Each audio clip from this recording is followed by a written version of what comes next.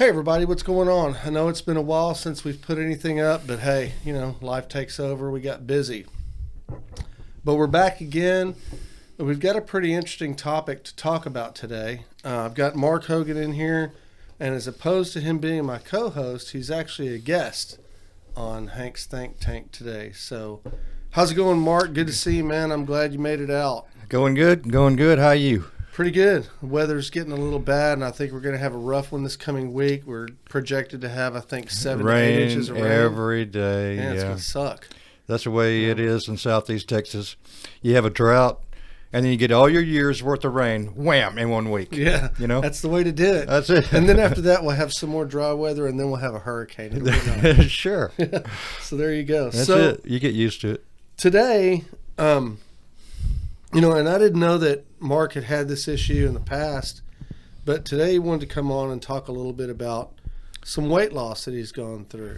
Yep. And you've always kind of looked the same to me, dude. I remember in high school, you pretty much looked buff, and you still look that way. So when did you go through... I still have muscles under the fat. I found that out, so that's good. When did you go through a weight deal? And talk to me about what's going on. Well, I guess like most people, you hit 35 or 40 and it doesn't come off as much, maybe you're not quite as active as you used to be. I thought I was, but I noticed then that I had a little extra padding, and for years I was around 210 to 220, which is moderately porky, not hugely obese or anything. But in the last couple of years I did notice that I was having to buy bigger clothes and ordering uniforms at work. It was, kind of send them back and make them bigger kind of thing.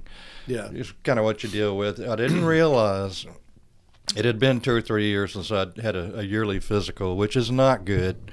I think guys more than women put that kind of thing off, more than they should. To the doctor. When's the last time you had a physical, man? Over 5 years. Get yourself down there. I don't want to go. Yeah. You got to do it for you, right? Yeah. So I finally did. And it was August of last year. I went in. And I knew I'd really packed it on, but I don't have a reliable scales at my house. My folks have a medical scale. Right. So you got rid of your triple beam. Yeah, I got rid of that. I don't want to weigh myself in grams anyway, right? Yeah, there you go. 9,000 grams. So anyway, I went down there and routine physical. So blood work, that's the big deal. Yeah. They can tell all about what's going on with your blood work and that kind of thing. They take your blood pressure. And I noticed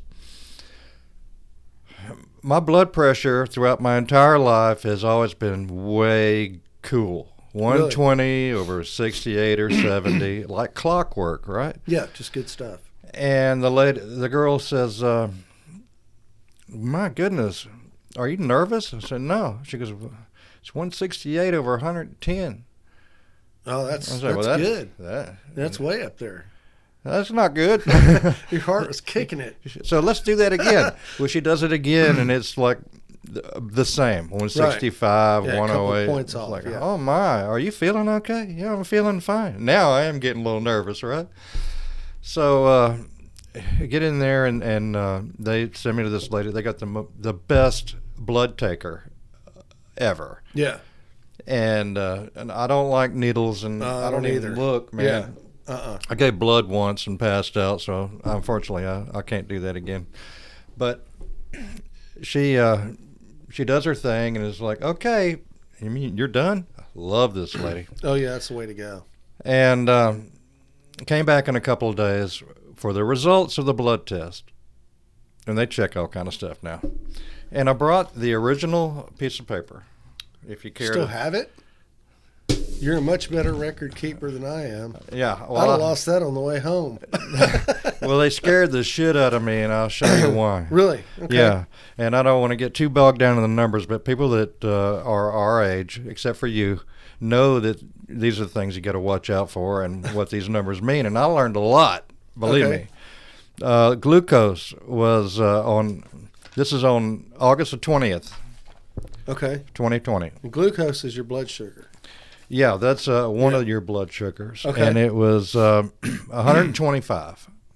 That don't mean nothing to me until you're looking at 70 to 99. Is the average range. Yeah. Or the good range. For an old guy like me. Yeah, man, 125, that's up there, yeah. I weighed on that initial visit with the blood work, I weighed 235, which surprised the hell out of me. Yeah. I've never been that fat in my life. And you're what, 5'8"? Yeah. Okay. In the morning. 235. And by the afternoon, I'm compressed down to about 5'7" and a half. But I'll take 5'8". There you go. So 125 on the glucose. My lipid panels, that's your cholesterol, triglycerides, Right. good cholesterol, bad cholesterol. All right. So I learned a lot. Just to break it down real quick, cholesterol was 198, and it needs to be less than 200. Okay. So that's not bad. Yeah, it's not on the bad. high end of not bad. Okay. Right. Yeah, you're getting there. All right. Triglycerides, 274. And from what I gather, that is a sampling of different kinds of glucose, fructose, lactose. I don't know. There's a Wow. lot of sugar ingredients. Anything with an OSC at the end. Yeah. Okay. 274 on that initial visit. You're looking for less than 150. So that's way off the track. Wow. HDL cholesterol 34, which that's your good cholesterol. They have good and bad Okay. cholesterol. It needs to be greater than 39, so that wasn't up to par. The bad cholesterol was 122. It needs to be less than 100. It was way out of range. So this is what she told me. And she said, you're too fat. And I said, I understand that I'm too fat.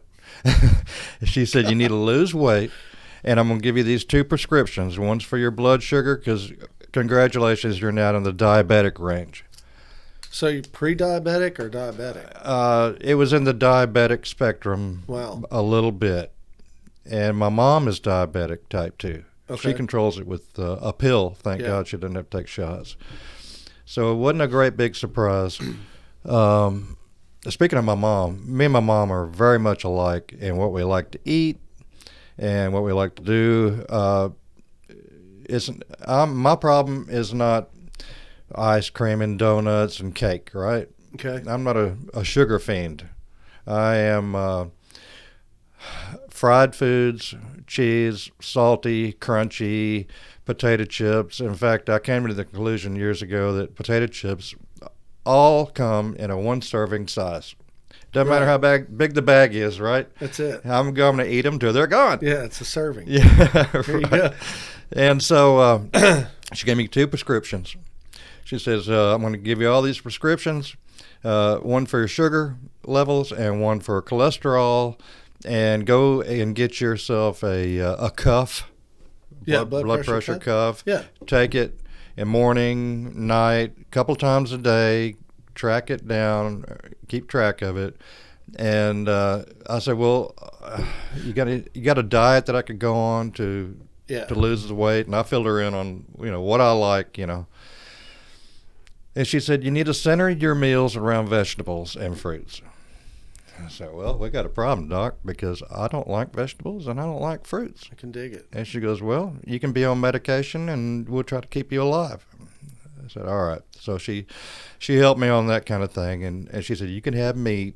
You're not going to cut meat out. Red meat Right. once in a while, but focus on fish and pork and chicken. Yeah. And don't fry it, Ah. It's like, okay. So life-changing experience for me. And my doctor is a female doctor, and she's a beautiful woman. So I did not want to let her down. So My doctor's a female doctor too. really, Yeah. And she was the first one to give me a prostate examination. And that was an unusual experience. I remember that. Too. Wow. She Like, really? So she hands me this gigantic paper towel, before the deal. And I'm like, Paper towel? yeah. I'm For like, what? Yeah, that's what I was thinking. I'm like, hey, man, what are we going to need this for? And it went on after that. It was an experience that I'll never forget. I never forget my first time either. And maybe that's why I haven't been back to the doctor in 5 years or so. I think it's been longer. You just got to bite the bullet, man, and let them help you. Well, I'm on cholesterol medicine, and I'm also on blood pressure medicine. I started with pre-hypertension when I was 23 years old. I got into a big fight out in front of my apartments that I lived in. And ended up, I had dislocated my thumb and I had a broken rib and I had to go to the emergency room. So I go to the emergency room and my blood pressure was like 199 over 2 something. I mean, they wanted to put me in the hospital. It was like astronomical. But after talking to them and assessing that, hey, it was probably from the fight and everything had been going on. But then it just Were you feeling like an adrenaline rush or no, I was just in pain from my ribs more than anything else. I couldn't breathe good. Because my ribs were broken. I was just kind of in trouble in that area. But what happened was I had determined, because both my parents had high blood pressure. I did not know And I thought, that. well, crap, man. So I kept track of it. And my whole life I've been either hypertensive or pre-hypertensive. And so I've been on a maintenance deal for it for years. Since you were 23. Oh, yeah.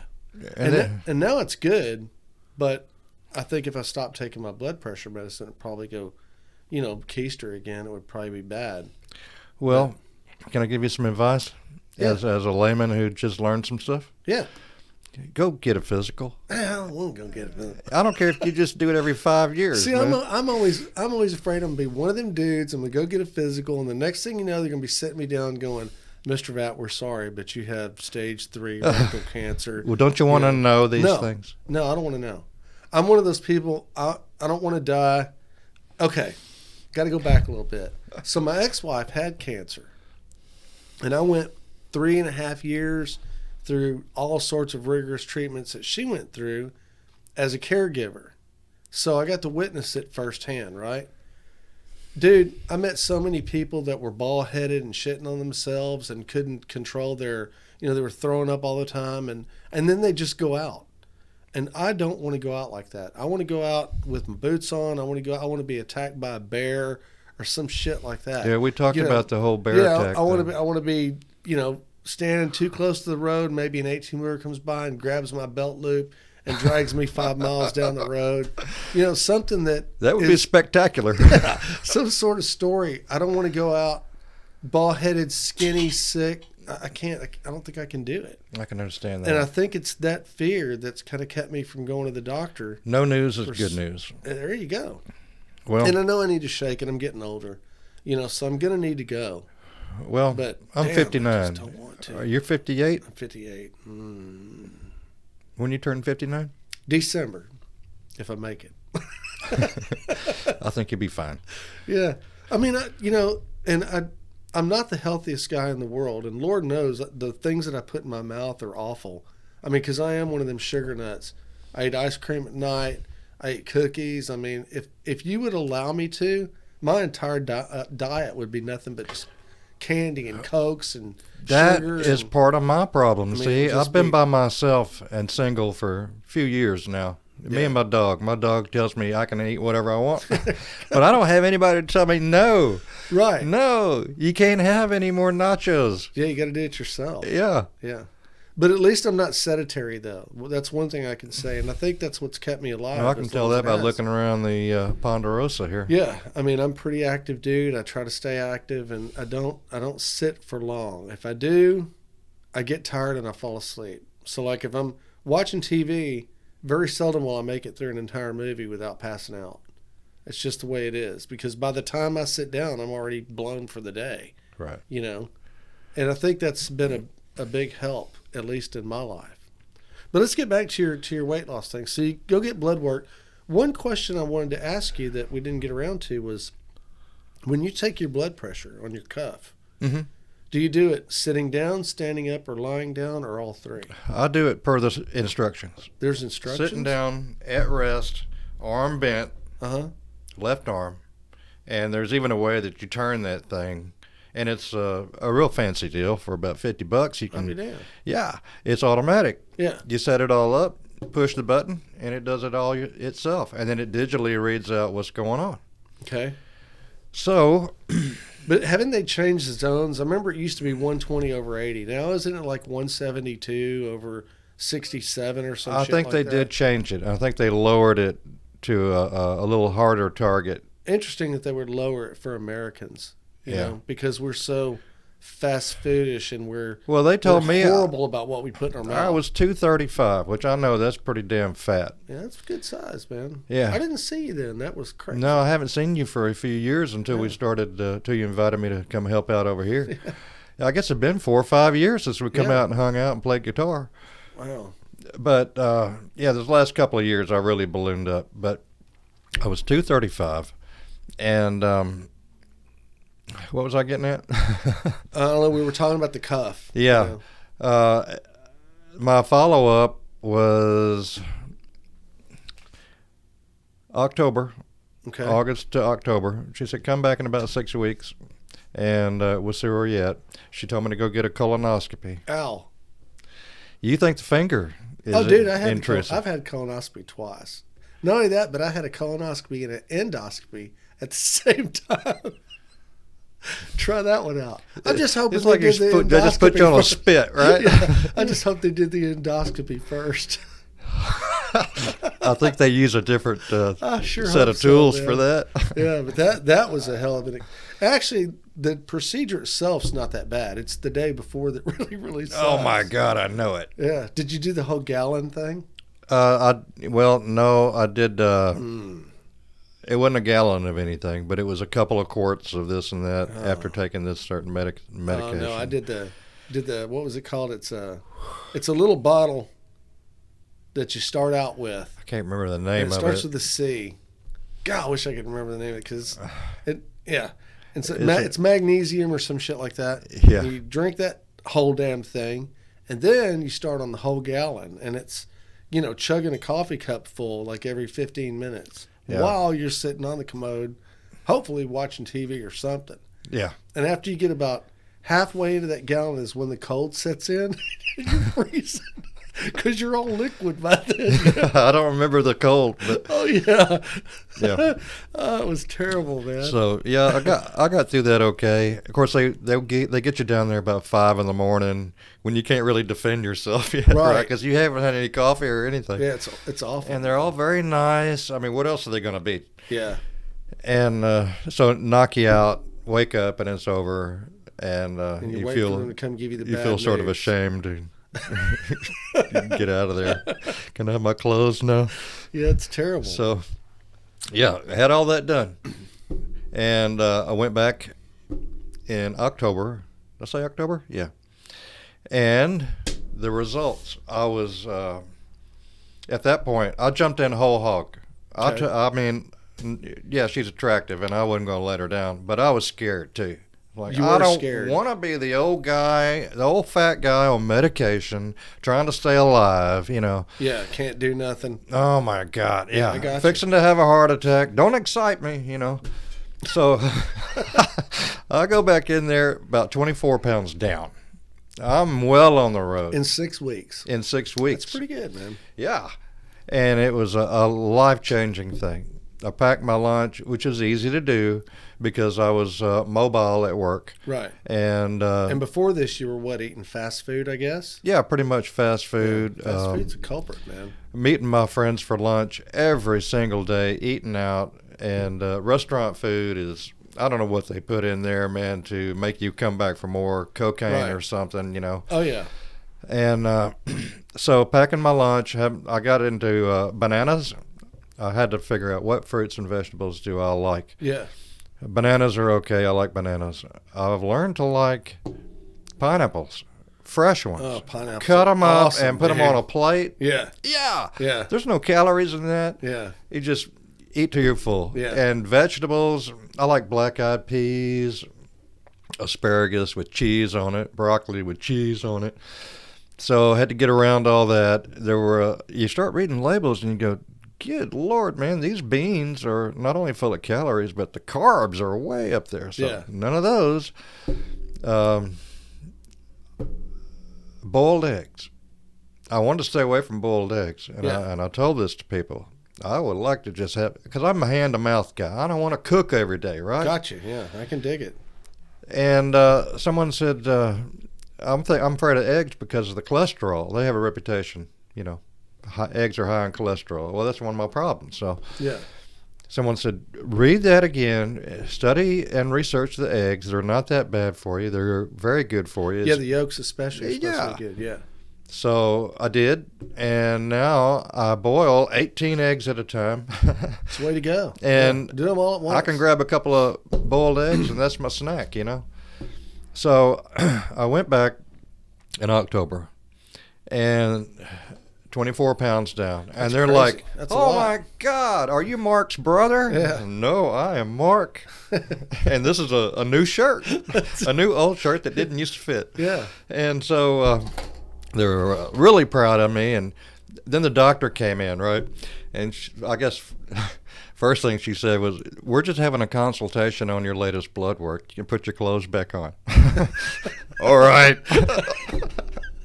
So that slick move didn't work, right? Right. So she was very impressed. She goes, I'm so proud of you, 24 pounds. I can't believe it. And I can understand that because the speech she gave me about losing weight and this is what you need to eat, I could tell she was just kind of rattling off the same speech she gives everybody else who doesn't listen, because nobody listens, yeah. And they come back in with all these excuses and everything, and that's kind of where I was all the time anyway. So anyway, very proud, keep it up. Took me off the sugar medicine and broke the cholesterol medication in half. Okay. And so these are the numbers when I went back. At about 211 pounds, about 24 pounds down. So my glucose went from 125 to 94. Wow. Which is within the good range. Cholesterol went from 198 to 116. And less than 200 is good on that. So way down on that. The triglycerides, 274 to 117. Excellent. In range numbers. My good cholesterol went from 34 to 31. And it needs to be greater than 39. So my good cholesterol went down and needed to go up. Huh. So that's why she left me on the cholesterol medicine, Okay. I guess. Yeah. The bad cholesterol went from 122 to 65. Wow. So the bad cholesterol is under control. We need the good cholesterol to come up. So numbers were greatly improved, and I've been back since and blown them away in January. And they want to put a poster of me on the doctor's office. Do what he did. He listened, That's cool. So I weighed last weekend, not this weekend. Today is Sunday, the 16th of May. I weighed last Saturday, and I was, I've been eating more regular food, but not packing on the fried stuff, just regular, normal portions. I'll have, I'll meet somebody for lunch. I still pack my lunch every day, Mm-hmm. and then that'll keep. If something comes up, or they have a company function, I'll have generally the grilled salmon or something. And it'll come with rice and potatoes. Yeah. And I'll eat those, or I'm not, Yeah. And so that's like a treat. So once I dropped down to the low 190s, I noticed that weighing regular at the folks' house, I was kind of maintaining or dropping a pound or two. Nothing like the drastic before, but that's cool because I'm getting close. And last weekend I weighed, and I've been kind of stuck on 46 to 48 pounds down. Yeah, you get a barrier. Yeah, and I really want to see 50, right? Yeah. So I weighed 183, which is 52 pounds down. Woohoo! Man, that's a long way. You have to resist. That's almost another person. Yeah. A small person. But Right. almost another person. That's as much as my dog, Rocky. Yeah, that's crazy. Imagine a pound of meat, 1 pound package of meat, and stack 50 of those in a pile. That's what you're carrying around with you, man. Yeah. That's really tough on your joints and Tough on everything everything. else. Not to mention your heart and your lungs, your breathing. And so it got real hard to, little things you don't think about. Like one time I was looking through my billfold, walking across the parking lot, and I dropped $1. Mm-hmm. I bend down and grab it before the wind picks it up, right? And I pulled something in my hip. It really hurt for like 2 weeks. And I decided right then, man, anything less than a $5 bill, I'm just going to let it go. I ain't hurting myself for that. That's hilarious. Yep.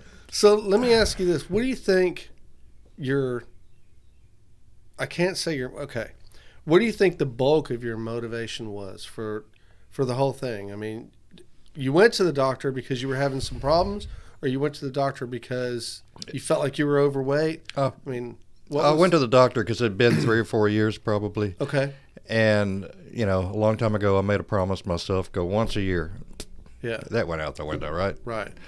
So I knew it was time, and I thought, and I'd had some dizzy spells once in a while. Like once a month, I just had to sit down, and it's kind of scary. Yeah. Like, am I having a stroke, or am I just dizzy, right? I've asked myself several times if I'm having a stroke. It's like, oh, shit. Yeah. Yeah, I can dig it. But once you got your original numbers, what do you think your main motivation was for changing? Because it's a lifestyle change. Yeah. It's not something you just do for a while. Right. It's literally a lifestyle change. You have to change your thinking. It's mind, body, and spirit. You got to change everything about the way you live. So was your motivation longevity? I want to live longer? Or was it, I want to be happy and feel good now? Or was it fear? I mean, it could have been a combination of those. It was a combination of a lot of those things, but I guess the main one would be longevity, like you said. Really? When someone's standing there and they've gone to college and been in business for a long time, saying you got diabetes and you're about to have a heart attack and you need to lose some weight, you're going to have a stroke, right? And you're right on the edge. But we got these pills that you can take to try to stay alive. Yeah, it scared the hell out of me, man. Yeah. And I want to see what happens next. Yeah, and I'm really on the fence about pharmaceuticals. Now, I think that cholesterol medicine and blood pressure medicine are probably a good thing. But on the other end, I see that millions and millions and millions of Americans are on that. It's an industry. And I wonder if there's profit motivations behind a lot of that. So in other words, I wonder what would actually happen. And I haven't really gone and read any of the studies, and maybe I should. But I think it would take, a month or two's worth of research, because there's been so many studies on it, I'm sure. And you got to make sure the studies are done right and they're not inflated numbers too. Right. But I just wonder how many of us are on medications that we really don't need. Because I do fear that our entire medical system is profit-based, and because it's profit-based, it has fallen apart already and doesn't work. You let anything profit-based run out long enough, it gets corrupted over time. Right. I mean, it just happens. And you have to be able to trust the right, and the government and it's entities. all these little factors that have probably prevented me from going to the doctor all these years. In the 90s,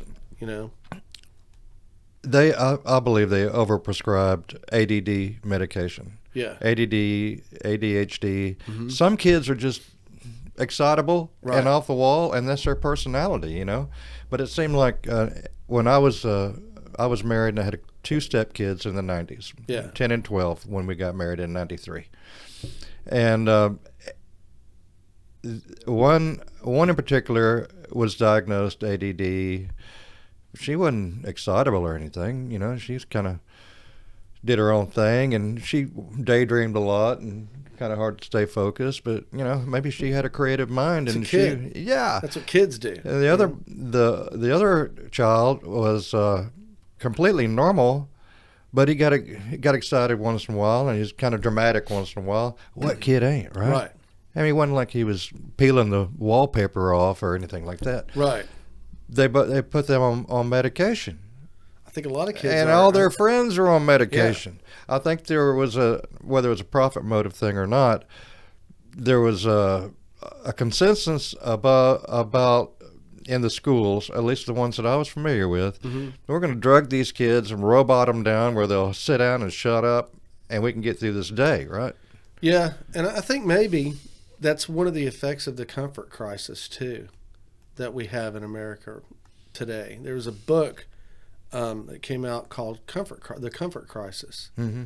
And it describes a lot of the societal problems that we have that are just due to the fact that we're comfortable now.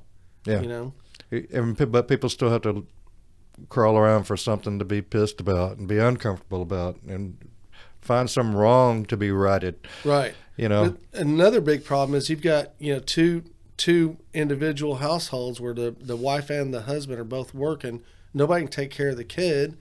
Therefore, the kid kind of goes a little ballistic, needs attention or whatever. And all of a sudden, he's ADHD, and let's put him on medication. Right. And you're fucking your kids up doing that stuff, Yeah. I think. I mean, if anybody was an example of a kid who was out of freaking control as a child up until adolescence, it had to be me. I mean, oh my God, I don't know how my parents even made it through it. I was constantly being injured. I mean, I was a kid who thought it was a great idea to jump off the roof, into a pile of old lumber with nails and shit sticking out of it. I mean, I was just that kid. It was just awful, man. Throwing rocks, broken bottles. I mean, you name it. Yeah. Anything that was dangerous. But then again, we lived in the Heights. We lived 3 doors down from the railroad tracks, which I spent way too much time playing on the railroad tracks and jumping trains and doing it. I mean, yeah. Did you flatten a bunch of pennies and stuff? I flattened everything from lizards to pennies. Oh, my God. Yeah, we had tape. So, we did everything we could. It was awful, But it wasn't anything abnormal because all the other kids in the neighborhood were doing the same shit. It's just, we were a bunch of dangerous kids. Yeah. I mean, we lived in a part of Houston, I guess, it was just a little bit below the poverty level, I guess you could say, and it was rough business out there, man. Yeah. And the best things we had to play with were like, I remember once I was walking through the alley and found a box of shotgun shells, and me and my buddy were throwing them down in the driveway, which was made out of shale, trying to get one of them to go off. I mean, throw them as hard as we could. That's just stupid crap that I did when I was a kid. Well, that's not ADHD. That's idiocy. Yeah. But fortunately, none of them ever, popped off. But, I mean, that's the kind of crap. What were shotgun shells doing in the alley anyway? But that's the environment I was in. And I know we're way off track with the whole weight loss thing. But it's just, I think that today, people are so comfortable. And a lot of people don't realize how well off they are. Even poor people are so well off in this Poor country. people are the most overweight group there is. Exactly. In America. Well, and I've got some stats actually that I pulled up on obesity in America. So they're saying more than 1/3 of adults in America are obese. And that book, The Comfort Crisis, is by a guy named Michael Easter. And it's a damn good book. It discusses how years ago, before technology started to take over, and we were actually still hunters and gatherers, maybe you didn't eat every day. There weren't a bunch of obese people. There were a bunch of thin people who were pretty tough and had to make it. Staying on the move, trying to... Yeah, and now we're all hand-to-mouth people. I mean, and I'm guilty of it myself, dude. I eat a lot of fast food. I go out and do service calls, and we're in a hurry. We got to get from one deal to another. So we drive through real quick, grab something to eat. And it's not food. It's all garbage, man. It's empty calories. Stuff. Yeah. Yeah. Sure tastes good, though, huh? That's awesome. But it makes you feel like shit. And I'm going to get to the whole feel like shit thing in a minute. Another fact that obesity is linked to more than 60 chronic diseases. Now, these aren't illnesses or things that pass. This is chronic diseases that people have. Everything from bad skin ailments to bone diseases. Cancer is one of the big ones, because we eat so much stuff that's got preservatives and colors and, yellow dye number 5 and all that bullshit. Lots of chemicals to make it very attractive to you and taste even better and have the right color and stay fresh longer. Yeah. Jordan Peterson, who's kind of a big guy these days, he was having some real bad medical problems for a long time. And his daughter introduced him to the paleo diet, just meat. Caveman diet. Yeah, caveman diet. Yeah, I looked into that too. Yeah, so he went on the caveman diet, and even took it a step farther and even got rid of vegetables and just eats meat. And he said that after a month of that, all of his ailments went away. He was able to sleep good. No processed food. No processed food, nothing. I mean, and the dude he's religious about it. And you can even see it. You can go back to videos from a long time ago, and he had bags under his eyes. He looked like shit. And you could tell he didn't feel good. And now, he's on top of his game, man. And he gives it all to just eating right and taking care of himself, and not just sitting around watching TV all the time.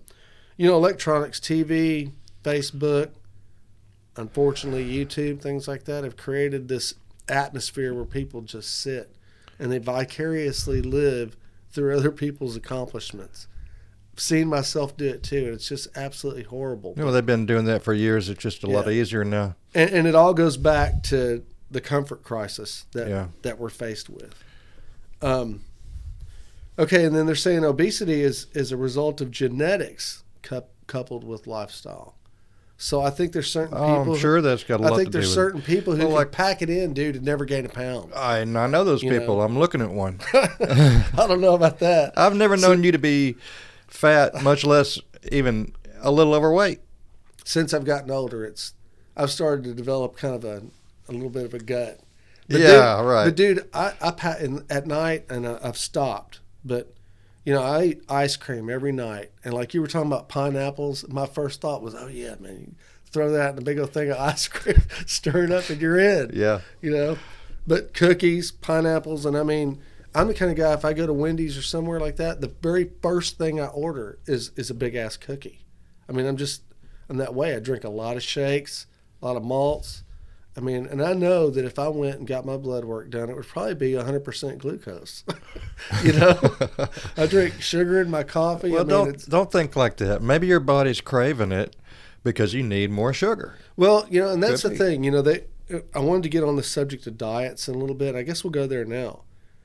And maybe I'm completely wrong, but if you look on the internet, you can find literally thousands of different diets. Oh, wow. There's the caveman diet, the fish diet, the nothing but bread diet, the Nutrisystem, soda weight loss. Yeah. I mean, there's all sorts of diets, right? Coffee only diet, this, that, and the other. Coffee enemas. I mean, just all sorts of crap.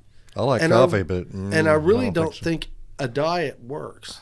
I think it's a lifestyle change. Yeah, each person is designed differently, even though we're all basically You're the same. exactly right. Yeah, like I was saying, and you need certain things, and you can tell because what you ate the night before will dictate how you feel the next morning. So if you wake up feeling like shit, you ate the wrong thing. It can dictate how you feel the next hour or two. Yeah, like exactly. I was saying that I'm built like my mom, chemically. Yeah.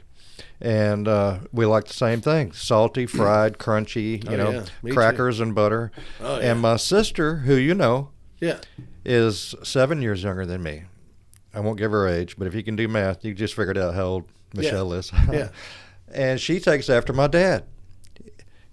Pretty much eats whatever she wants, never gains a pound. Now, that may change. Wow. That may have changed in the last year or two because I've noticed that sometimes she's like, oh, I can't have that because I'm trying to lose weight. I don't see it. She looks the same as she did in high school. And my dad looks the same as he did in high school. Yeah. Basically. Weight-wise, anyway. But he'll eat ice cream and peanut butter, and he likes those little Jimmy Dean sausages, which are excellent, and he'll eat one or two of those a day. God, There's like 9,000 calories in one of those little things. They're delicious. Yeah. He doesn't gain any weight. He might even lose a little bit. Right. So, and the other thing really, again, is back to how wealthy of a country we really are. If you look at the average meal size when you go to a restaurant, and I had a doctor tell me this years ago, you should never eat a meal larger than your fist. I've heard that apple. too. Yeah.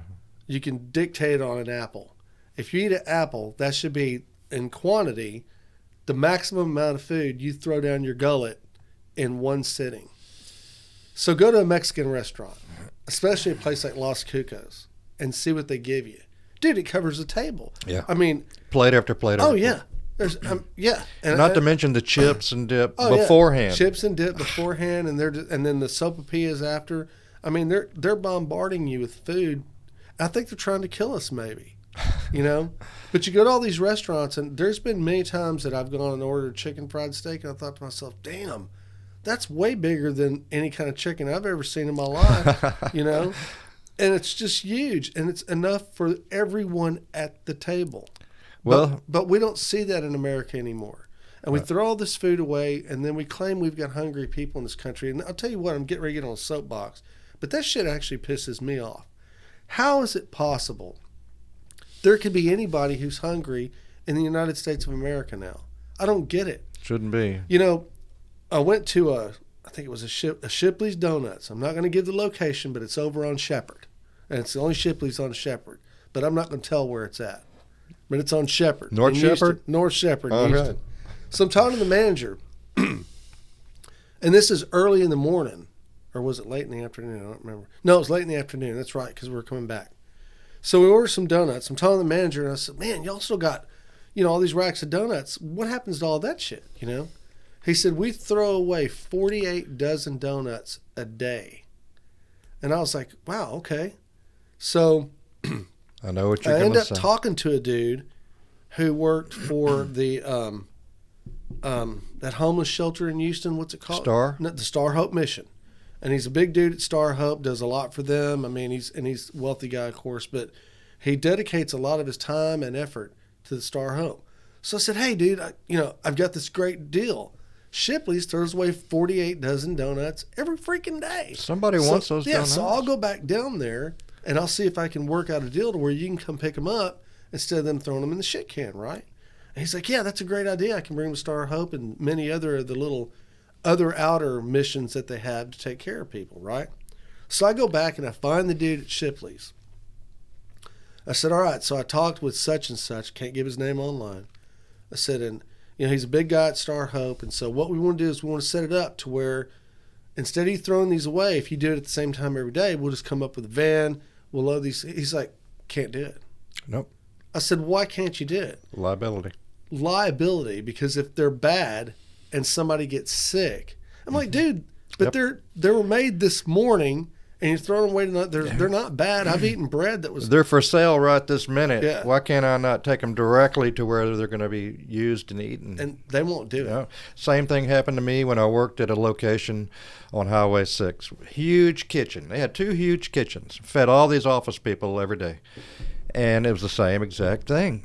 And so what would happen is they would have to throw all this stuff away, and all the workers and the maintenance guy would be like stuffing our faces until they, we couldn't eat anymore, and they threw it in the trash. And I told them the same thing.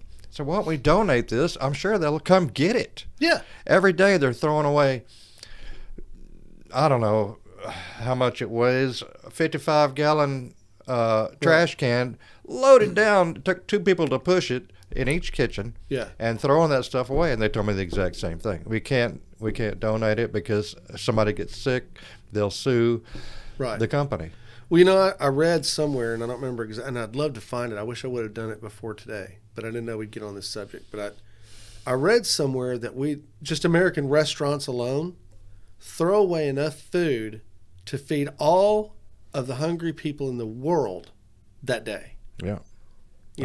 Doesn't surprise me to hear that. It just pisses me off, man. Yeah. Because some freaking lawyer got a hold of it. It's stupid as shit.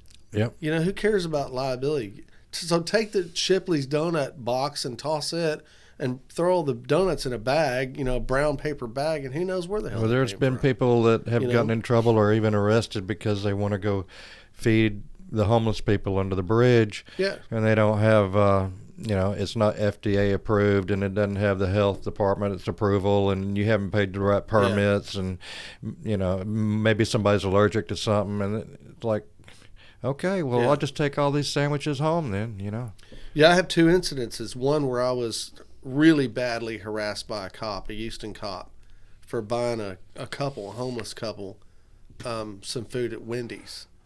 And then I have another instance where a guy, and it was wintertime. I remember it was cold, man. I was at a Burger King, and it was over on Westheimer, and doing some work over there.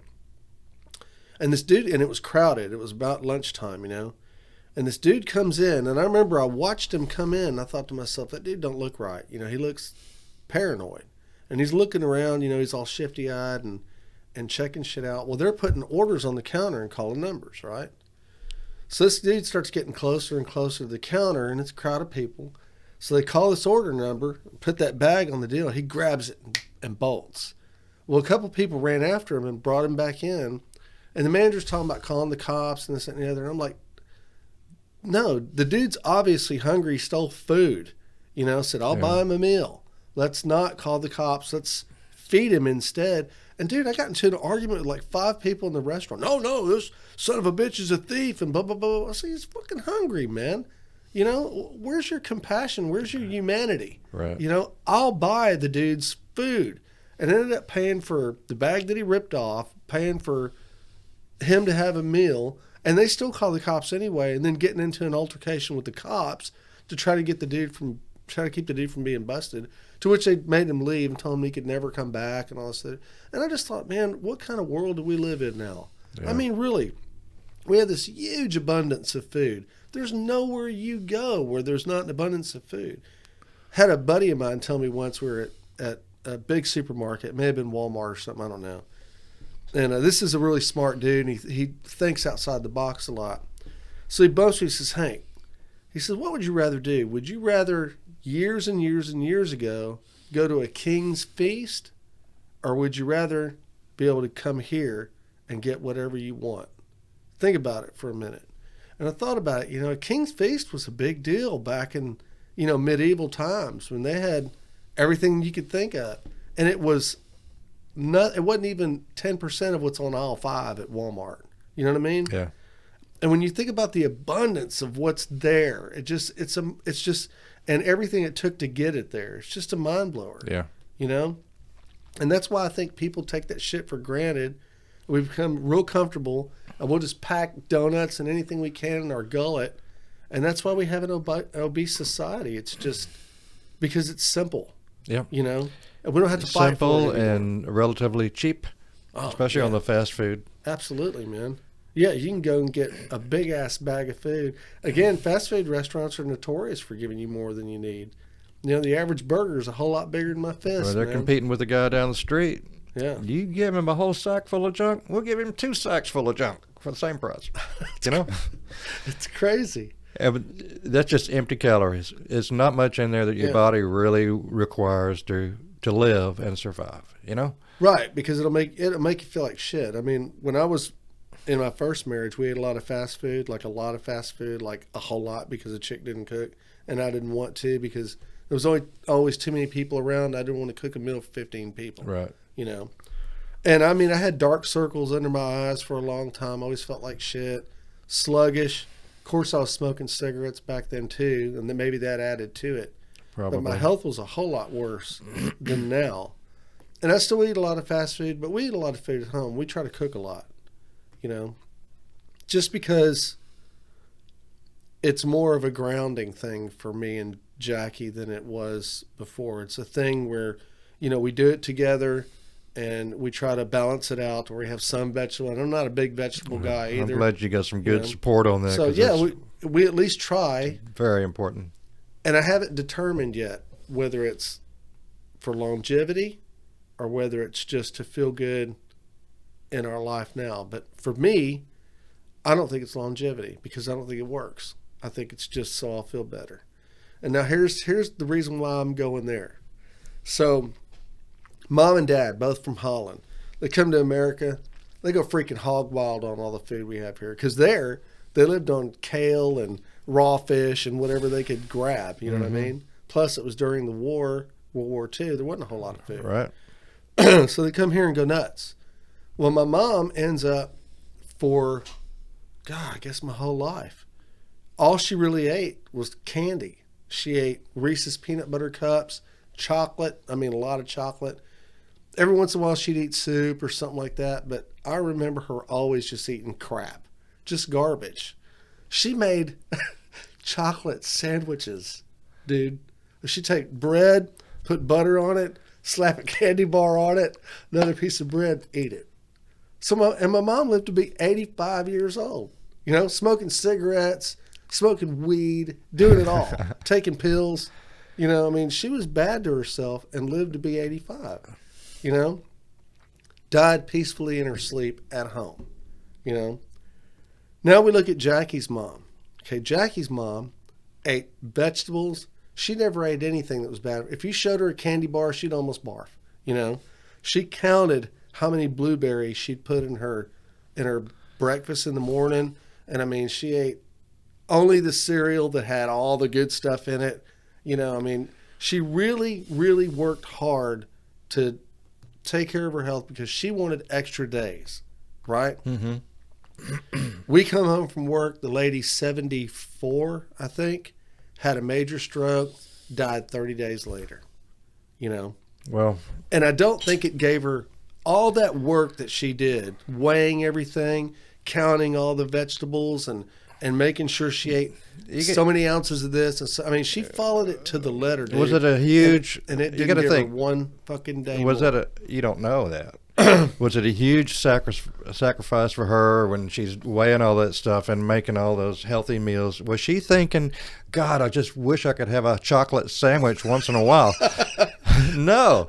She's probably enjoying it and getting a lot of satisfaction out of it, and nobody knows how long somebody's got. I don't know, because I asked her once, you know, I said, do you like this cereal? She said, no, not really, but it's good for me. And so I ate it because it's good for me. Well, you know, so she did sacrifice. You can always find that outlier one way or another. You know, the guy who smoked and drank until he's 95 and he was hit by a bus, or he would have made it to 105, right? Outlived all of us. And the runner that has a heart attack on the jogging trail, that kind of thing. Right.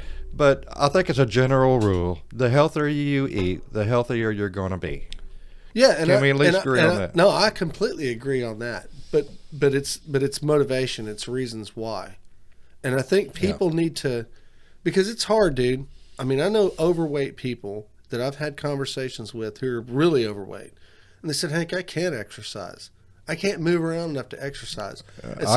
And so they're stuck in that loop. I can you know what I mean? Relate to that. Right. Yeah. And so you've got to break out of that and be able to do something, because something will build and you'll end up doing more and more and more. But mentally they can't get out of that I can't do it thing. Right. You know? Some people have to latch on to a reason. You call it an excuse if you want to. Right. No, it's a reason. I can't because it's out of my control on this here. I would, right? No, it's a. I think it's a valid point. I mean, I've gone to Walmart and seen people in those motorized wheelchairs who are there's nothing wrong with them. They're just so obese they can't do it. Right. You know, they can't walk through the store. Yeah. I mean, damn, man, it would be hard to live that way. It'd be awful. Mm-hmm. And so what would you say to somebody like that? I mean, how would you begin even? And I think, you know, you got to tell them that you can't think about. I don't think longevity is the answer for them. I think it's feeling good, because people want results. Quality of life. Quality of life. Yeah, you want to feel good tomorrow. And if you can do something today, even if it's a little bitty something that gives you a little bitty bit of satisfaction tomorrow, and then you do that same thing again tomorrow that gives you a little bit more, that eventually you'll build a chain, and that chain will eventually lead to good health, unless you have bad genetics and when you popped out, you were already obese. And I knew kids, little bitty kids, who were just, they never had a chance, dude. They just don't. Well, a lot of it is genetically predisposed. And that sucks. So, I mean, and I think you have to be careful, because some people feel like they're genetically disposed when they're not. Right. You know? And or so they're big boned. Yeah, I think each never hear individual anybody, just has to take a look and say, okay, what do I do? You never hear a little skinny shithead say, I'm small boned. So it doesn't work like that.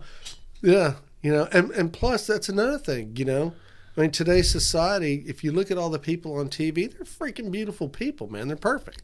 They have perfect skin, perfect teeth. Look at The Rock, for instance. The dude's always smiling. He's gigantic. You know, he ain't got no hair. He doesn't? Nope. At all? Well, I don't know, but I know that he's got eyebrows and shit, doesn't he? I don't know. Huh. I'll have to go back and look. But you ruined my example. No, he ruined it himself. Well, maybe he shaved his head. But yeah, maybe. But I'm just saying, you got all these beautiful people in Hollywood, and the chicks especially. They've got hourglass figures. They're large-breasted. They're blonde or brunette, and they're beautiful. And even it's disgusting. Isn't it Eva Longoria? I think is that Mexican lady, and she's like 55, and she's some bombshell. She looks like she's 25. Yeah. And so those are the things that society. How looks about at. Megan Fox? Don't know who she is. I don't think. Oh, yeah, you would if you saw her. Probably. But those are the things society says that you're supposed to look like, and a lot of us will never make that. We're never going to attain. But if you buy these products and eat this food and work out at this gym, and you could look like the guy on TV. And see, that's another part of the problem is that people have been bullshitted so much along the way. Madison Avenue, man. Yeah, they think, that's not going to work. You feel bad? Take this pill. You don't look like you want to look? Right. Eat this. But you listen to guys like Arnold Schwarzenegger and The Rock and all that, and these are the same. It's the same as a good guitarist. They get up in the morning, they work out all fucking day long, they watch everything they put in their gullet, liquid or they solid. May have a team of people saying, this is what you're putting in your gullet today, right? That's it. I mean, they and then they do their blood work. They, probably pump up with hormones and everything else. And they may not be the healthiest people in the world, but they look it, and it's because they want to look that way. You know what I mean? They may not be the happiest people either. Probably not, because they have a reputation or an image to keep up, and they can't gain a little weight because they'll be all over the Inquirer. It would be screwed with long lenses from the beach or something. Yeah, look at this belly. I'd hate to be in that position. Right. I hope I never get to the point to where people are looking at me going, "Oh, he's looking older." Well, they like to build them up and they like to tear them down. Yeah, it's horrible. So, but I think that the key to getting people to lose weight has got to be within the human themselves. It can't be somebody wanting them to do it. It can't be society wanting them to do it. You can't make a big move like that for somebody else. You got to do it for yourself. And it can't be a model of what you're supposed to look like. Because even if I looked like The Rock, every time I looked in the mirror, I'd find the first flaw. You know what I mean? Because I think it's human nature. Yeah, people do that shit. Yeah. So I think that it's like me. I've lost 50 plus pounds. That's a lot. And yet I still I watch the Hank's Think Tank, and I think, damn, my head is still fat. I still got a big, fat, bulbous head. What's up with that? It looks like a tomato with a set of headphones on top of it. No, man, you're good. But I don't look like that at home, but I look like that on screen. No, you look all right. The screen or the camera doesn't add 10 pounds. I think that's bullshit. Okay.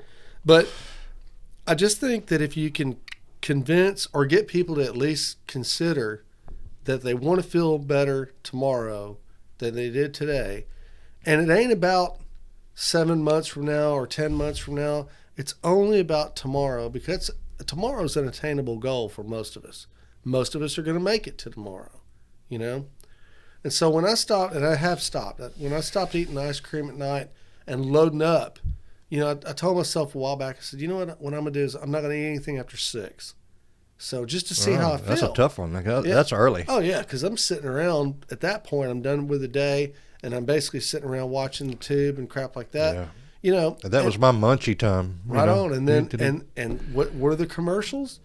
Taco Bell and all. I mean, you can smell those commercials with the cheese 80, pouring out of the hamburger and the right. And on an 85-inch TV, man, you're like, yeah. So 700-pound hamburger right here in my living room. But I did it because I wanted to feel a little bit better tomorrow than I felt today, and I wanted to have a little bit more energy. And I, like you, have had a couple of instances where I got pretty dizzy. Now, mine's on a bend over and stand back up type thing. But, yeah, it's kind of freaked me out a couple times. I had to sit down and go, wow, I haven't had this since I was a teenager and I was, puffing on the weed. So, I mean, it's worrisome. And then when you start getting older, man, I mean, we're hitting that age now to where shit's going to start happening. We're going to get some. Yeah, that's always in the back of your mind, there's no way you can go out and have longevity without getting some form of cancer. I don't want to enter my golden years fat and out of shape and on medication, going, okay, here's my retirement. Right. Hope I can live a couple of years Yeah. of it, you know? Yeah, and what I don't want on my tombstone is I'll be there in a minute, you know? Because, I mean, that's what I always remember older people who are overweight, and I'll be there in a minute. You know, you're already up the stairs, you're in the house or whatever. I'll be there in a minute because they're just slow and Yeah. barely making it, you know? And then they go in, sit at the table, and start munching out, you know? Yeah. And then they go sit in front of the TV and they snack on something. Right. Right. So, in your weight loss thing, because we haven't touched on exercise yet, did you exercise? I'm walking the dog up and Throw down the anything street. extra in? Huh? Did you throw anything extra in, or were you always doing that?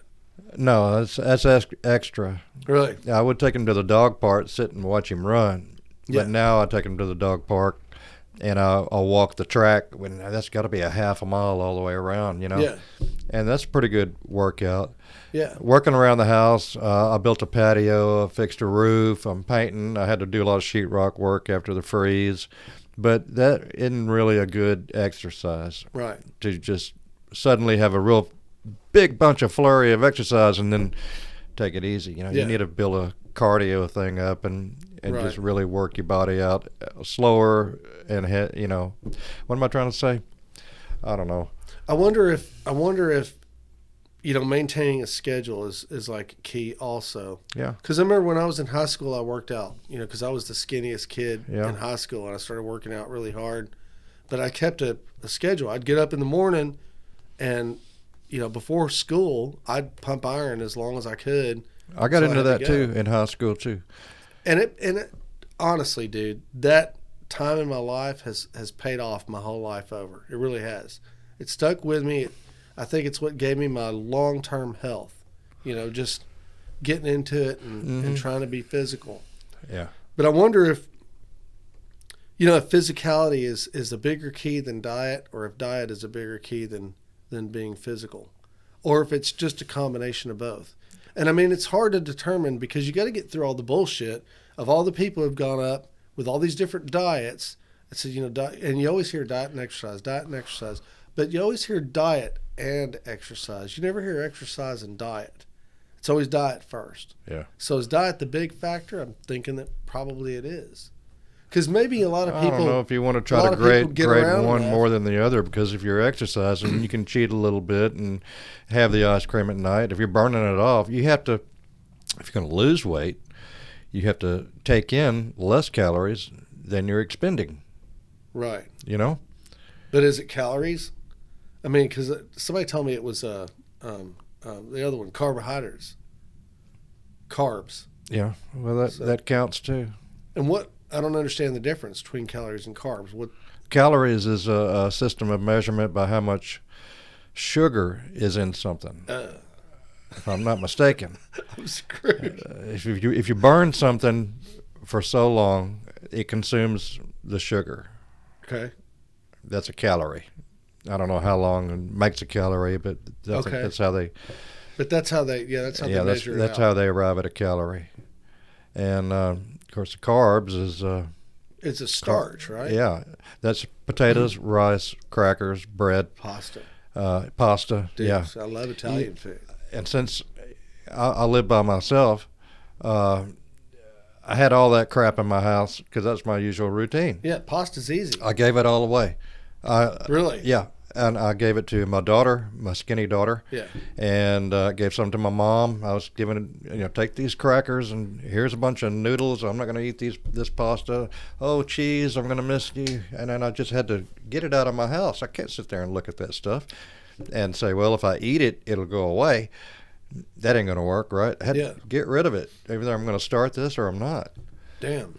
Yeah, complete lifestyle change. So it's a lot like quitting smoking. You just got to decide That's one day next. and do it. She asked me because previously I was smoking cigarettes. I've been vaping for 3 or 4 years solid, and if people that don't know, everybody ought to know by now, vaping is just a way to inhale the steam made from nicotine with a glycol carrier into your body. So you're smoking, but you're not lighting anything on fire. This is it right here. Right, so you're not getting actual This is smoke. it right here. It's battery powered. You fill that up with your nicotine juice. Comes in all different flavors and levels of nicotine. So basically, I'm not smoking cigarettes, but I'm getting my nicotine, right? Yeah, an internal patch. Yeah, the eternal patch, yeah. And if this thing was to break or something, I might have to go buy a pack of cigarettes because it's not an option. I miss smoking. So I told the doctor all about that, and she said, well, you need to quit doing that. And I said, all right, slow down, doc. Right. Just you don't want to put your body in shock. Yeah. So you can't diet, exercise, quit smoking all at the same time. You'll freak out. Well, You got to take little baby steps. This is next.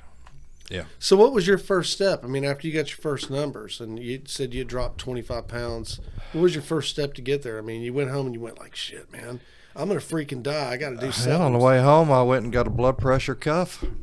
And by the time I left the doctor's office, I knew I'm doing this. I'm doing whatever it takes to do this, for the reasons we listed. I don't want to be that old fat guy on medication trying to live, And so I started immediately right away looking around the house and saying, that can't be in here, this can't be in here.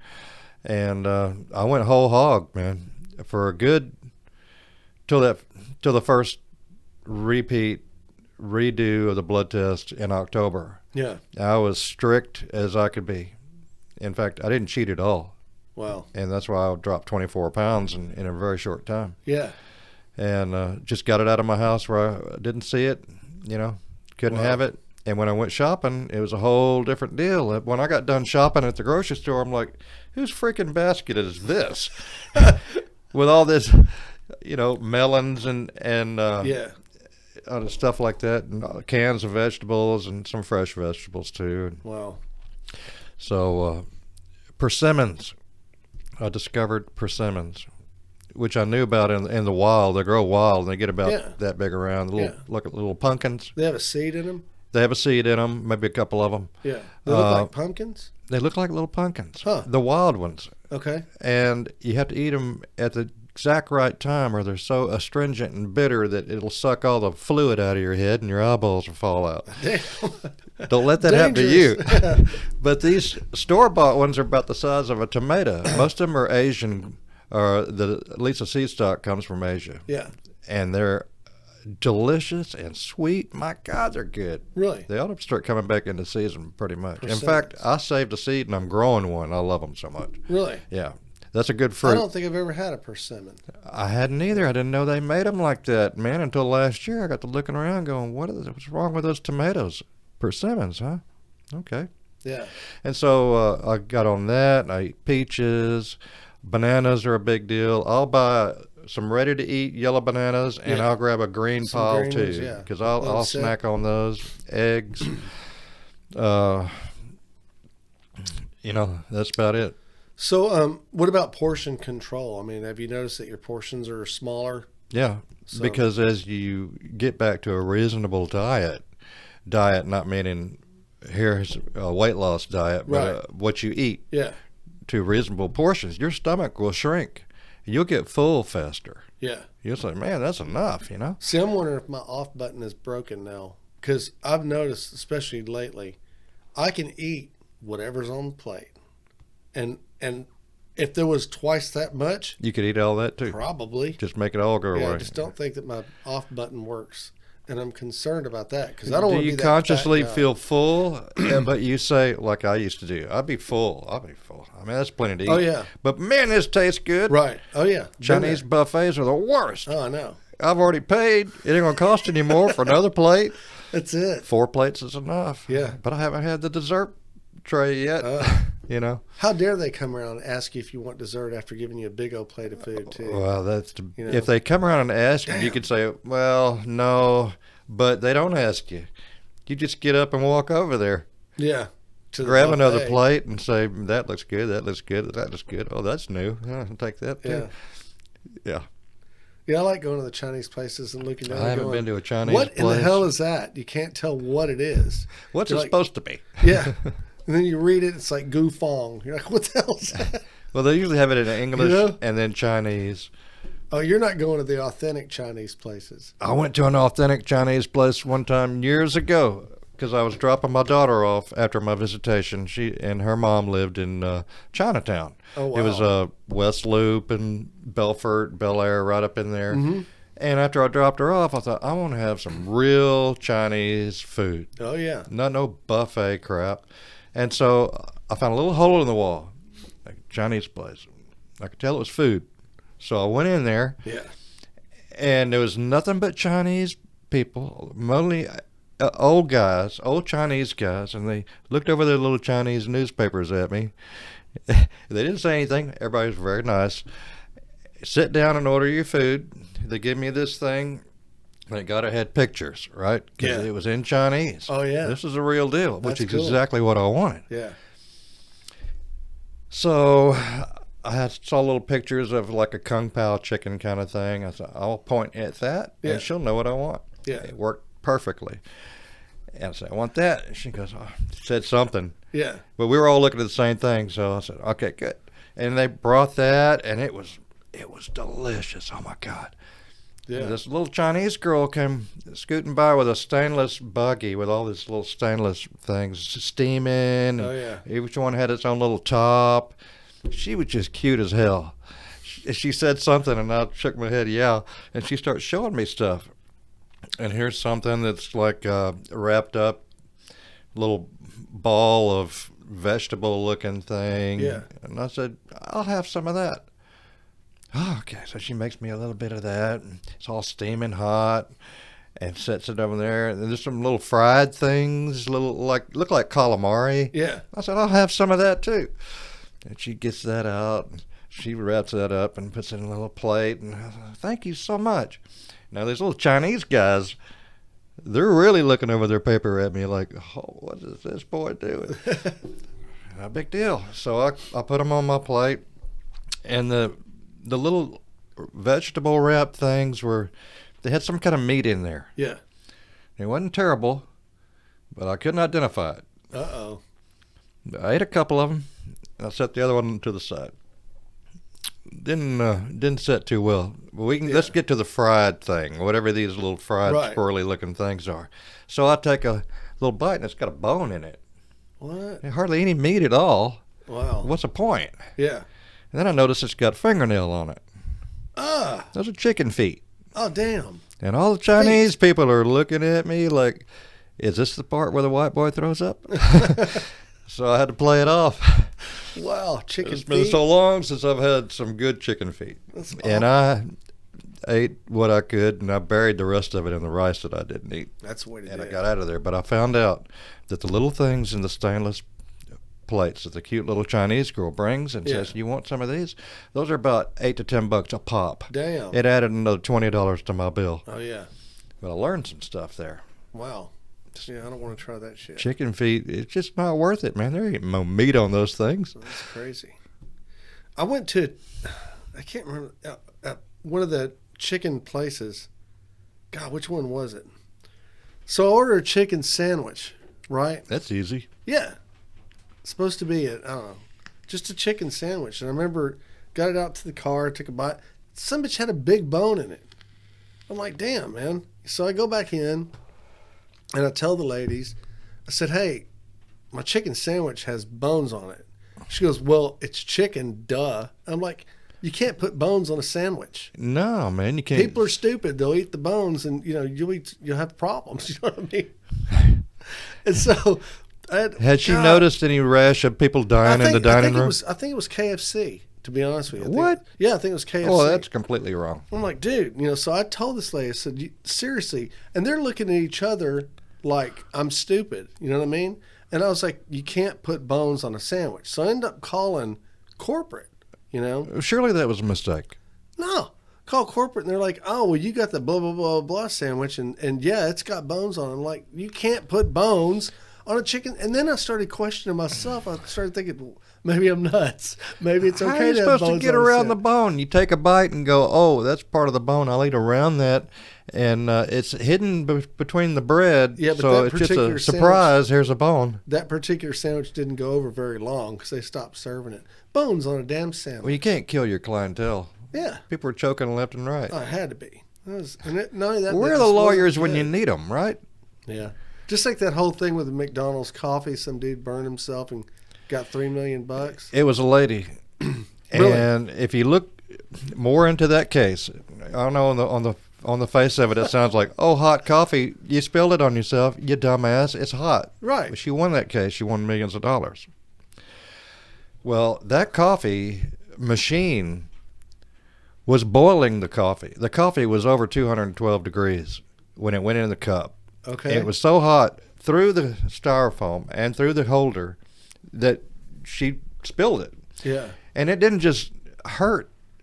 It was like second-degree burns that had to require skin grafts and that kind of thing. That's Damn.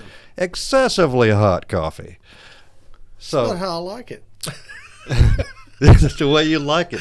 With blisters that tongue on the way down. That's what everybody tells me. Like, dude, how can you drink this coffee? I'm like, blah, blah, blah, blah. Oh, God. I'm used to it. I already burnt everything in my mouth. There's nothing left. You can't taste anything. So back to your weight loss thing. Yeah, let's focus on me. Yeah. Okay, so you start with the program. Have you found that over a period of time, and how long ago did all this take place? It was last August? Last August. Last August. So and it's going to be August not too long from now. It's almost a year. Mm-hmm. Have you found that you're starting to wane at all, or are you just more digging in and getting just more? As far as sticking with it? Yeah. Well, once I got below 200, and I was 183 last time I weighed last week. I got under 200, and I thought, I'm doing it. I am doing this. Yeah. And I'm getting a lot of support and a lot of comments and stuff. People asking me, my God, what's the matter? You got AIDS? No, I'm on a diet, man. Yeah. I'm, eating right. And so that kept me going. But as I neared 190, my goal was 185. Okay. And I haven't seen that in 20 years or more. Right. And so, like I said, I go out and I meet up with the buddies maybe once a week and have regular food, but I don't order the same crap and junk that I used to. And the lunch that I've got in my lunchbox in the car, if I cheat and have a regular lunch one day, by cheating I mean I have rice, maybe some mashed potatoes with it or something, Yeah. Regular food once in a while. Yeah. Then I'll eat the salad and banana and avocado for dinner, And the arc of my losing weight has leveled off some, but it's still going down. Right. And so now I'm thinking 175, because if I dig around, I got a little soft middle, a little bit, Yeah. And You'll have to pull out your drill and start drilling new holes in your belt. I've done that Really? twice. See, Well, that's first awesome. I got a new belt that fit Yeah. about halfway through this, Yeah. and then I drilled a hole in it, and then I went past that and drilled another hole in it. That's cool. Yep. Yeah. So overall, you feel better? I feel much better. Yeah. I'm sleeping better. I don't have as much. I thought I would have more energy, Yeah. and I do have a little more energy, but I'm not like, let's get up and jog 5 miles or anything Right. like that. Yeah, that's probably a testosterone thing too, because we start losing it when we get older. That's what I hear. I hear the commercials on the radio to go get your T levels checked. Yeah, I don't know, man. I got a buddy who told me that he did that and ended up going through testosterone therapy or whatever they call it, where they start. It's supposed to be an easy fix. Yeah, man. where they just start giving it back, and he said it made a big, big difference. Yeah. But it just seems so freaking unnatural to me. It's almost like coloring your hair. You know what I mean? Yeah. It just seems unnatural, man. I mean, I don't want to get older because getting old sucks. I mean, I don't like it. It's bullshit. The alternative It's sucks. the worst thing that's ever happened to me in my life is getting old. Did you ever think we'd be sitting here 40 plus years later going, damn, we're getting old? The thing about it is, dude, I was so just partying and having such a great time when we were up and coming in high school and shit. I never considered being old. I actually don't think I thought I would. That's make just it the nature of being past young. 35. Yeah. Because back then I thought 35, I'll never be that decrepit. You got to be an old son bitch to be 35. But now, and being old's terrible. But on the other end of that, I'm one of those guys that just feels like you're going too far if you've if you colored your hair, because I know a dude who faithfully colors his hair, and I mean, you can tell that the guy's 65 years old. You know he's 65, but he's got black hair. Yeah. And even from a distance, to me, it just don't look right. Yeah. And I mean, I know he's happy. Pitch black hair. Good for him, and all that. But I just can't do it, And it's like the testosterone replacement therapies and things like that. I feel the same way about it. It's like, hey, man, that shit's supposed to go away. You know what I mean? You're supposed to age, and you're supposed to lose your vitality and lose your, your muscle tone, and you're supposed to. Your body's going to change, and fighting against that seems unnatural. Like artificially hanging on to what's naturally going away. And it ain't never going to happen anyway. So you might as well just, learn to live with that. Because I think a lot of that, even for married guys, is a sexual expression. They're thinking, as long as I still look good, the chicks are still going to look at me. No, they're not, dude. That shit's over and done with. Yeah. When you reach a certain age, you can forget it. Oh, they'll point it out to you, too, where you cannot miss it. Like you're talking to Cutie Pie on the elevator or something, and then she gets off and, well, thank you, sir. Yeah. Mister. Yeah. Have a nice day. And, okay. Do you need help finding something? Shit like that. Can I help you with your groceries or whatever it is? You looking for the T-level store? It's next door. But, so, I mean, you need to realize that it's never going to happen again. And so, and I guess, some people just have their vein and they need to look a certain way and all that. I'm probably one of those guys myself. But on the other end, I can't see myself ever coloring my hair. My mom said that you were ruggedly handsome. Ruggedly handsome. Don't get any ideas. My dad is to kick your ass. It's the rugged part I have a problem with. He's rugged. He looks like he's been run over a few times, I stayed out in the sun too much when I was a kid. I did all kinds of crap that was bad for me. Yeah, we all have. I would have aged a whole lot better. Time hasn't been good, but it happens. Yep. But, dude, I'm glad you're feeling better. I'm glad that, you've been able to lose weight. And, I got my own thing going myself. Like I said, my midsection is starting to envelop. I noticed the other day, actually, we were at the mall in one of the stores. The three-way mirror deal? Yeah. Where you actually get a chance to see the side of you? Yeah, the side of you. And if you turn a certain way, you can even see the back. I'm like, oh, crap. What was wrong? Yeah, I used to have like this V thing going, from shoulders down. Now it's just ass is gone. I guess I worked it off. Call me back when your V goes outwards. But yeah, about a year and a half where I never would tuck in my shirt. But yeah, it's just straight, and I'm like, this sucks, and that's just You got the power within you, whether you choose to harness that or not. Yeah, but my thing is, I'm more motivated by feeling better tomorrow than I felt today. And so I think that's what's going to get me to, continue to stop eating late at night and just keep in my mind that a portion is supposed to be the size of your fist. And that when you think about it in terms like that, it really helps because it almost doesn't, and I know it does matter what you eat, but it also helps if you keep things down to an apple. Just moderation. The average apple, it should be your whole freaking lunch, And then there's the King Pauper Prince theory morning that I've always liked. Yeah. You eat like a king in the morning and eat like a prince in the middle of the day and a pauper at night. And then because at night is when you're most completely opposite sedentary. of that. Oh, I love breakfast, dude. I love it, but I don't have time for it. Oh, I make it. I'll make time for breakfast. Breakfast is my gig. That's my meal. That's why I like IHOP. IHOP's 5 o'clock in the afternoon. Yeah. Bring me breakfast. That's it. Yeah. Anytime you want breakfast, you can get it at IHOP. Yeah. But I don't know if their breakfast is all that healthy anyway because they're cooking all their eggs in grease, and I don't do that. But, yeah, I have breakfast every day, and then... If you go to Denny's, be sure and ask for cracked eggs. Because otherwise... Cracked eggs? Yeah, because otherwise, that ain't eggs you're getting. That's an egg-like substance. Really? Yeah. So get fried eggs, so you know they're really eggs. Yeah. Or ask for cracked eggs if you want scrambled eggs. And they'll say, cracked eggs for table 4. Oh, damn it. Okay, they'll pull out the eggs. Huh. Make your eggs. Yep. Yeah. And the bacon, forget about the bacon. You can see through it. You could read a newspaper through the bacon. I don't like bacon anyway. And here's the thing.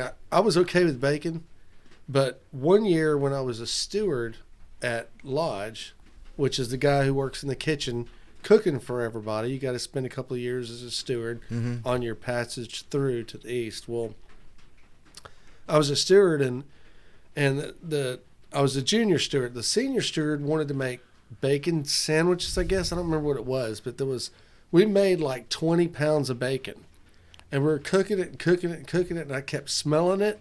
And at the end of that deal, I was like, I don't ever want to have bacon again, and it never went away. So really, yeah, I can't do bacon. Bacon just stuck with you, huh? Yeah, just from smelling it. Because I was like over it. You know, it was just. I mean, my clothes smelled like bacon. I mean, I had dogs chasing me home. It was awful. Yeah. They will do that if you smell like bacon. Yeah. Where's the bacon? I know you got it. That's it.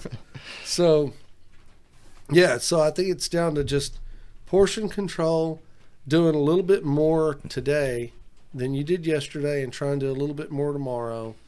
And, man, I understand if you're one of those people who says, look, I can't move around a lot. I'm overweight, and I literally can't do it. I start having breathing problems and everything else.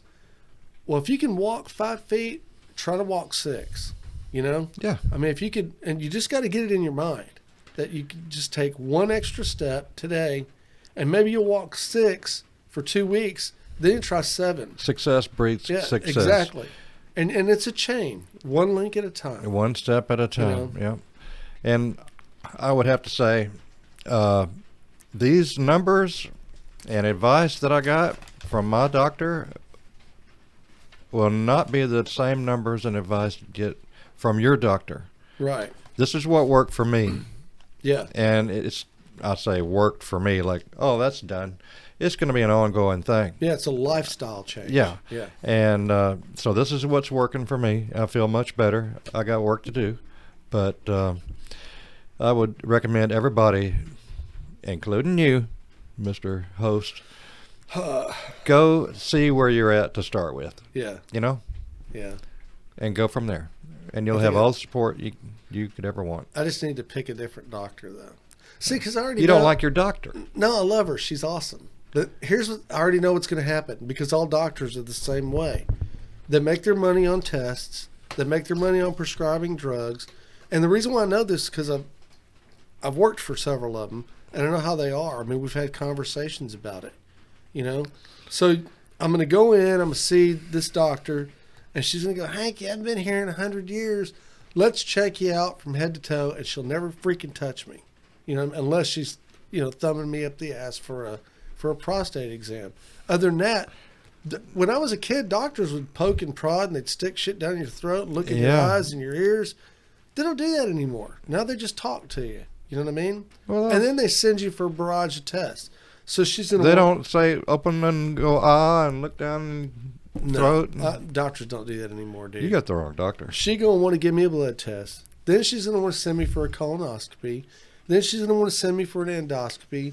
She's going to want me to shit on a piece of paper, fold it up in an envelope, bring it to the office, and let some monkey over there look at it. And, you know, then they're going to want me to spit on a piece of glass. I mean, they're going to want everything, you know? Well, it sounds like you got it all figured out. You don't need to go. That's possible. I just wish that you could, you know, if it was a la carte, I think it would be better. Like if I was to be able to go in and go, okay, look, I don't feel well. My blood pressure's been a little high, and I want to work on that. You know what I mean? Well, you have to do that. In fact, I found that out the hard way. When I was in there, the initial thing with the doctor. Yeah. And when the numbers came back the first time, she's like, oh, you got all these problems. I wanted to say, well, I did say, well, then you need to know that I've had some dizzy spells that not only freaked me out, but freaked out people that are around me, you know, and I'm okay in about 5 minutes. She goes, oh, well, don't get into all that because that's a separate appointment. This appointment is just for, see, that's an insurance thing. Oh. This appointment is for your physical and everything that goes around with it. Yeah. If you want to talk about getting dizzy and falling over, that's a separate appointment. Does she make you walk around with like a duck, the duck walk? in your physical? No. No? Is that a routine for you? It's happened. No. Yeah, it's happened. They're checking your knees or something? I guess, I even had the whole hernia checked too, man. That's an unpleasant experience as I had well. a hernia fixed one time. Did you really? Yeah. I've got a double hernia. I just never did anything with it. Just push it. Pop it back in. I know. That's the weirdest thing. Mine was by my belly button. Really? And I lived with that for a couple of years. It's like, man, it's like someone shoved a golf ball under my skin. But put it back. It didn't hurt. Yeah. And I could make it come and go. Really? Yeah. It's It's kind of fun dangerous. at parties for a I while. hear it's dangerous, That thing rips out and lets go. Once your guts hit the floor, then Yeah. you know you've got a problem. Yeah, you're in So trouble. that's what they told me. They said, you don't have to do anything unless you want to. So did you get the mesh thing? Yeah. Really? Yeah. So are you part of the class action lawsuit against? I've been seeing that on TV, but I don't have any problem with anything. Wow. I don't want to complain, and they'll say, okay, Yeah. we'll just yank that back out of Yeah. you then. Now, see, I've had kidney stones, and I'm telling you I right know. now, dude. You tell me about that. Oh. Yeah. So imagine somebody's had a poker in the fire for I don't about want to mention that. 4 hours, and then they just poke it in your back, just below your rib cage, and then they turn it. That's about. I've been half, lucky enough to That's escape about all half of that. what kidney stones are. Kidney stones are horrible, man. But I'm fortunate in that I've only had to go through that bout once, and I've been diagnosed again with kidney stones like 2 years ago because I was having some pain. I had 2 to go- years. Yeah, I had to go get the CAT scan thing. They can see them. Oh yeah, yeah. And she said that they're at the top, and I have to wait for them to drop. They don't really want to do the lithotripsy again because no point. So, but I don't want to do that. I don't want to do that shit either. I don't like medical stuff. Well, man. I've shot a lot of deer, and I've done a lot of skinning and gutting, and I know where things are, Yeah. and I know how to get around. And I think they're pretty much built like humans. Really, deer? Yeah, if you still got some of that whiskey, I'll take care of that for you later this afternoon. Oh, that's all right.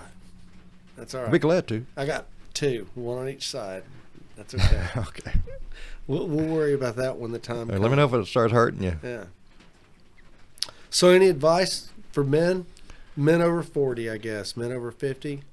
Oh, well, So you think doctor's the key, huh? Go to the doctor. and if you don't like your doctor, get another one. Yeah. I asked mine, I said, should I get a second opinion? And she goes, well, your ears are kind of big too, but that's not going to hurt you. That was her opinion, huh? I would not even ask my doctor her opinion, man. Because I'm not liking what I hear about your doctor. She's actually pretty cool, though. And she's got a good sense of humor, which I do like.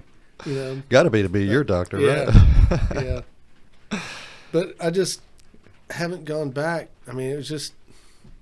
You need to. I'm And really you already know concerned. you need to without I me know. telling I'm just you. really concerned they're going to, I don't want her coming back saying you got heart disease. Because here's what's going to happen. You don't know what's going to When happen. I get told I have something. You're afraid of what might happen. When I get told I have something small, I will force it to become a huge issue. I'll sit up at night thinking about it. You know what I mean? And I'll worry, and then I'll do all the things you're not supposed to do to make it worse. I'll end up doing those frequently by accident. Go to the damn doctor. Yeah, sooner or later. Yeah. I just, yeah. That's very common. That's why I put it off for 5 years. Yeah. I promised myself I'd do it every year. I did it 1 year, and then I waited a year, and I did it, every 2 years, and then I skipped 3 or 4 years, and I thought Yeah. I have got to go do something because I was feeling bad. Yeah. And I'm glad I did. Look, this shirt used to fit. That's too big. That's for a me. big shirt. You need, because I can tell you need to get a smaller shirt. Yeah. I was gonna wear a shirt today. Are we going too long? No, Okay. there's no too long, man. I had a lot of shirts that I haven't worn in my closet. People give them to you for Christmas. Yeah. Oh, a medium. Thanks. Yeah. Well, I had this shirt that an old girlfriend had given me, along with the holy hip pants, right? Blue jeans. Yeah. Well, this was a shirt, and it was made by, who's that hip cat from years ago? Marco? Oh, yeah, I think I know who you're talking about. Not Marco Polo. Is it Marco? Polo. Just Ah. polo? There's polo shirts. Oh, something like that. Yeah. Anyway, It was made by him. Yeah. Really cool shirt, like a robin's egg color with sort of a cloudy, misty thing kind of woven into it. And I thought, wow, that's hip. Yeah. And I tried it on, and it fit. It was a large. Yeah. Fit great. Oh, looked pretty hip, but it was wrinkled. So I tried to iron it. It's a true story, man. This morning, I'm ironing the wrinkles out. The sleeves wouldn't fold down. Yeah. You don't want to look like a complete idiot, right? Yeah. Especially in a nice shirt. Yeah. I burnt the damn collar ironing this shirt. And then, Understandable. Who the fuck came up with ironing anyway? That's the most ridiculous practice I think I've ever heard of in my life. I think it's probably a military thing. My wife can iron, and when you look at it, you're like, how in the hell did she do that? You know what I mean? Yeah. I mean, it just doesn't even seem possible that all the lines could be that perfect all the way up to the collar. The collar's perfect. Not a single wrinkle. You get me to try to iron something that comes out worse than it did to start out Not with. to mention it takes 3 hours to get it done. Yeah. Yeah, and then you iron it and it looks all nice and you hang it on the hanger and then everything goes back, because you didn't iron it long enough or something, or you didn't use the right heat setting or something. Ironing's bullshit. And then you got to figure the steam involved. Right. Now, the first thing I look Mark for in a Anthony. shirt, Mark That Anthony. was the There guy you go. who made this shirt. First thing I look for in a shirt is wrinkle free. Yeah. And if it says wrinkle free, then I'll take it. Well, I will throw a wrinkled shirt in with some wet stuff and dry it, and then grab it out of there real quick. And sometimes the wrinkles will come out. Awesome. I have learned that. That's cool. It's not foolproof, but sometimes it works. Yeah, I've steamed them in the shower before. I've Yeah, done that yeah. too. I had a silk shirt that was really cool, and I Really? would do that. Yeah. Yep. Did it work? Yeah. That's cool. It was so old though that one day I was tucking it in and it just ripped. Well, that's it for that shirt. Yeah. I thought I should had- make a flag or I something had out of this shirts thing. that I It's beautiful. wore. Yeah, I had shirts that I wore at least 1,000 times, and then they finally just kind of fell off. And I said, I guess this ain't gonna work anymore. Yeah. All right. Well, dude, like I said, I'm glad you're feeling better. I'm glad your health's there. So they didn't come back with anything else. She didn't find anything else. So Well, maybe when I go back, they'll take me off the That's cholesterol. good. We'll see. shit, that's pretty good. What kind of medicine are you taking for cholesterol? Everstatin. Really? I take simvastatin. I wonder if they're both the same. They may be related Yeah, somehow. probably so.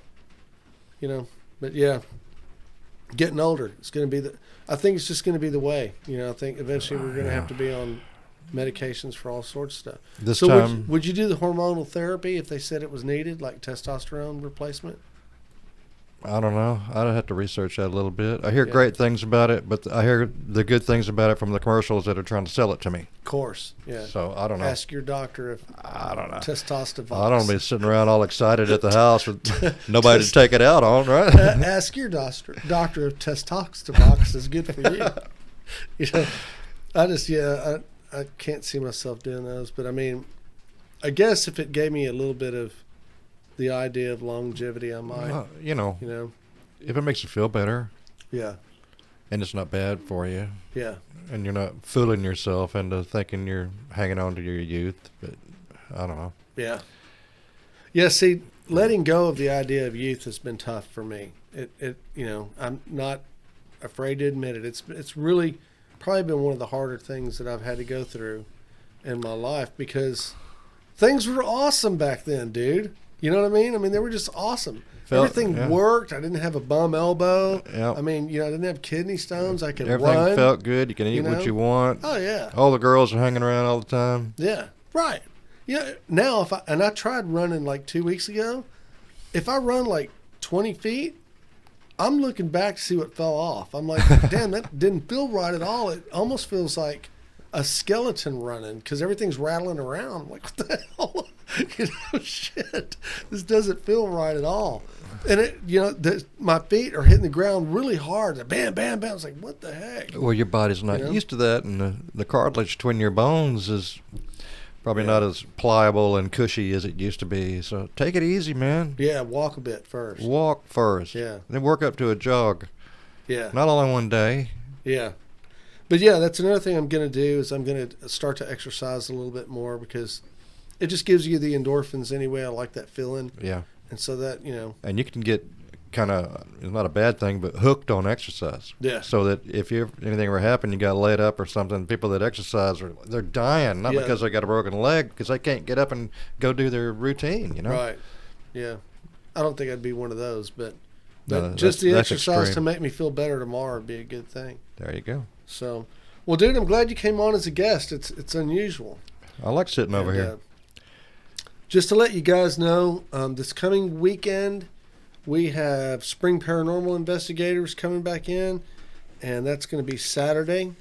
And then Sunday, I've got a special guest that I've been trying to get on for quite some time, and this guy is going to sit down and tell some stories that are going to blow your mind. So looking forward to those two podcasts coming up. Got some stuff on the calendar that looks really good. And so I'm pretty excited about all that stuff. And if you've subscribed to the channel in the past month or so, man, I really appreciate it. And we're looking forward to getting up to 1,000 subscribers by end of year. And I know we're going to get there. It's just a matter of time. Oh yeah, it's just a matter of time. Just got to keep watering it. You know, that's it. So guys, leave Mark a few comments. And ladies, keep in mind, Mark's still single. So, you know, if you got anything you want to say to him or, you know, whatever, then the comments are there, and I'm sure that he'll answer. Oh, I'll answer them, all right. As far as Studio 1-3 goes, we got a lot of changes coming up. Mark and I have decided to do some things that are a bit out of the ordinary, a bit abnormal, I guess you could say, for guys that are doing a standard podcast. So look forward to that stuff too. And guys, stay dry this week. It's going to be really rainy. As a matter of fact, I don't know if you can hear it through the mics or not, but it's raining right now. And I expect it to only get worse through the time and effort. So good to be back on camera. Good to be back on mics again. I feel good. Wearing a set of headphones. It's just been too damn long. Right, it has been. And 2 weeks, I guess. Yeah, it's been about 2 weeks, and that's just too long for me because this is one of my addictions here. So hope you learned something today. I sure did. And I guess I'm going to have to make an appointment to go to the doctor. And you know what? If I do that, I may end up recording part of it just to come back and show that to Mark and put it on the podcast. Brother. Yeah, it may be a good deal. I'll roll the camera. That sounds good. Get the thumb ready, Doc. That's it. I don't know if it was her thumb or not, but, you know, I was concerned that she'd have both of her hands on my shoulders, but yeah, that was that. And she said she'd make it quick, and she did, honestly. But the thing was, is I turned around and I said, "Are you sure?" And I should have never said that because she went for it again. So she said, "Don't make me question myself, Hank," and did it again. Oh, God. So, yeah. You learned something there, and I didn't need the big paper towel. But anyway, guys, good doing it again, and we look forward to seeing you in the next one. And look out for us this weekend. We got some good stuff coming. And looks like that's it. We're out. What is